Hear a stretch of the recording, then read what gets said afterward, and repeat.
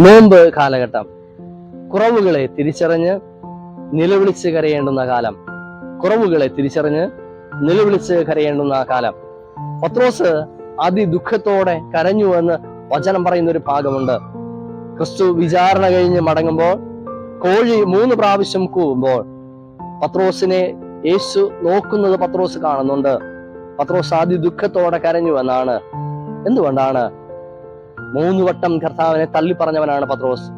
പത്രോസെ, നീ എന്നെ ഉപേക്ഷിച്ചു പോകുമെന്നും നീ എന്നെ തള്ളി പറയുമെന്നും കർത്താവ് പറയുമ്പോൾ സ്വയത്തിൽ ആശ്രയിച്ചുകൊണ്ട്, ഇല്ല കർത്താവെ, ഞാൻ ഒരിക്കലും നിന്നെ തള്ളി പറയില്ല, ഞാൻ ഒരിക്കലും നിന്നെ ഉപേക്ഷിക്കില്ല, ഇങ്ങനെയൊക്കെ പറഞ്ഞവൻ, കർത്താവിനെ രക്ഷിപ്പാൻ വാളെടുത്തവൻ, ചില നിമിഷങ്ങൾ കഴിയുമ്പോൾ അകലം വിട്ട് കർത്താവിനെ പിൻചൊല്ലുന്നവനായി തന്റെ സുരക്ഷ മാത്രം നോക്കി കർത്താവിന് എന്ത് സംഭവിക്കുന്നു എന്ന് മനസ്സിലാക്കുക എന്ന ഒരൊറ്റ ആഗ്രഹത്തോടെ കർത്താവിനെ അനുഗമിക്കുന്നവനായിട്ട് മാറുന്നുണ്ട്. കർത്താവ് മഹാപുരോഹിതന്റെ അരമനയിൽ വിചാരണ നേരിടുമ്പോൾ 3 വട്ടം പലരോടായി, ഇവനെ ഞാൻ അറിയുന്നില്ല, അവൻ ആരെന്ന് ഞാൻ അറിയുന്നില്ല, ഞാൻ അവന്റെ ശിക്ഷനല്ല എന്ന് പറഞ്ഞ് യേശുവിനെ പ്രാകുന്നവനായി ഈ പത്രോസ് മാറുന്നുണ്ട്. എന്നാൽ യേശു പുഞ്ചിരിയോടെ അവനെ നോക്കുമ്പോൾ അവൻ തന്റെ കുറവുകളെ, വീഴ്ചകളെ തിരിച്ചറിഞ്ഞ് അതിദുഃഖത്തോടെ കരയുകയാണ്.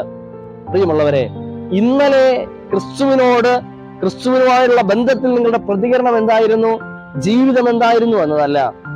ക്രിസ്തു നിങ്ങളെ നോക്കുമ്പോൾ, ക്രിസ്തു നിങ്ങളുടെ പാപ ജീവിതത്തെ തിരിച്ചറിഞ്ഞ് നിങ്ങളിലേക്ക് തന്റെ നോട്ടം നീക്കുമ്പോൾ, കുറവുകളെ തിരിച്ചറിഞ്ഞ് കർത്താവിനോട് കരയുവാനായിട്ട് നമുക്ക് കഴിയുമോ? നമ്മുടെ വീഴ്ചകളെ തിരിച്ചറിഞ്ഞ് കർത്താവിനോട് നിലവിളിപ്പാനായിട്ട് നമുക്ക് കഴിയുമോ? രക്ഷ നമുക്ക് അന്യമായിട്ടില്ല, രക്ഷ നമുക്ക് നഷ്ടമായിട്ടില്ല. ഇന്നും കരയുവാൻ തയ്യാറാണ് എങ്കിൽ തന്റെ രക്ഷയുടെ സന്തോഷത്തിലേക്ക് നമ്മെ പ്രവേശിപ്പിക്കുന്നവനാണ് കർത്താവ്. ക്രിസ്തു ഇന്നലെ ഏൽപ്പിച്ച അതേ ദൗത്യത്തിലേക്ക് വീണ്ടും നമ്മെ പുനർസ്ഥാപിക്കുന്നവനാണ് കർത്താവ്.